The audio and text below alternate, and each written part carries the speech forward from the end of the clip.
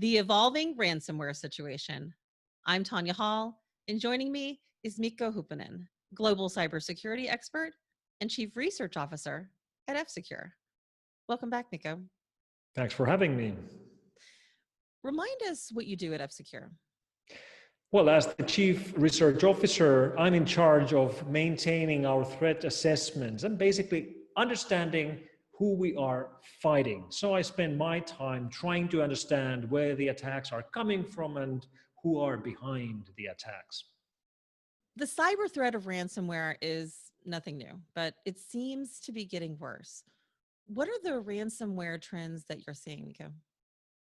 You're right, ransomware has been around for years, but we are seeing very clear shifts in the methods that the gangs are using to make money with ransomware. And this basically comes from the fact that companies are now better and better in maintaining up-to-date backups of everything because they now understand just how bad a problem ransomware attack can be. And this has now led to sort of like an arms race where the ransomware gangs are coming up with new mechanisms to make sure that the victims have to pay the ransom, even if the victims are able to restore backups to get all their own data back. Describe those mechanisms, if you will. It's really pretty basic. Attackers, before they wipe the data on the systems, make a copy of the data. And then these ransomware gangs are running public websites where they announce these victim companies and threaten to publish information they copied from the victims if they don't pay the ransom.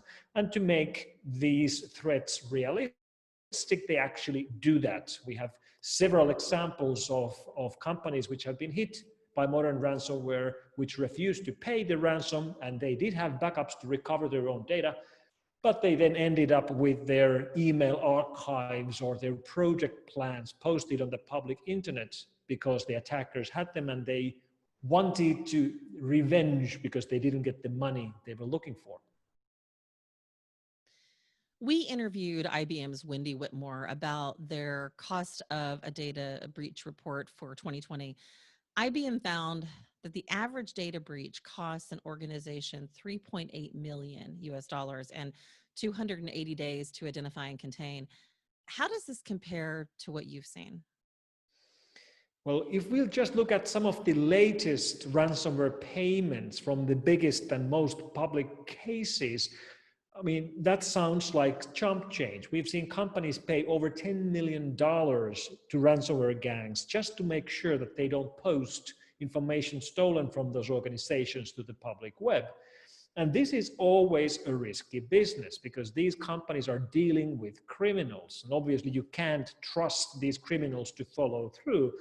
However, mostly this seems to play out. We actually don't have examples of ransomware gangs which wouldn't follow up with their word. So if you pay, they seem to actually delete the information they hold. And this is a bit weird, but these gangs, these criminal organizations need a good reputation. If they would have a reputation that paying gets you nothing and they won't recover your files or they will still post your files publicly, well, in the future, nobody would pay. So it's a bit weird situation that these criminal organizations actually need a good reputation if they want to keep continuing crimes like these in the future. What role has the global pandemic played in ransomware attacks? Ransomware attacks in some ways are easier to do during this global remote working system because everybody is now working remotely and everybody is connecting through VPN systems to the corporate backends or to the administration systems.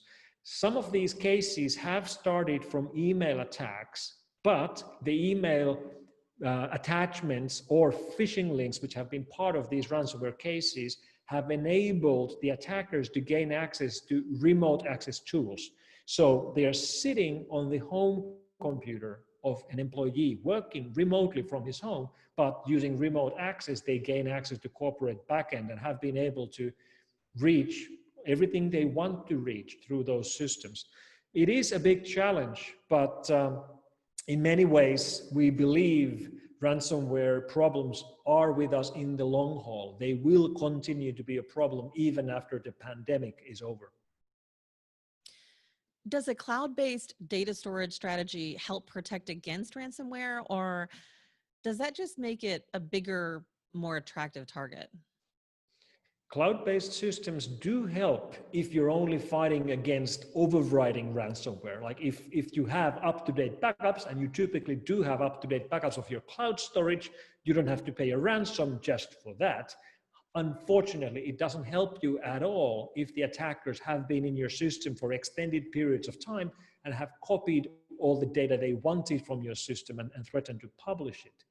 And these gangs that threaten with publication of information stolen from their victims don't just post the information into dark web or into Tor hidden service. They actually have websites in the public web. For example, the Maze gang runs a public website which anybody can find with Google, and that's where they post the information they've stolen from their victims if the victims don't follow up and pay the ransom. Based on the state of the art in ransomware attacks, what are your recommendations for preventing and mitigating these attacks?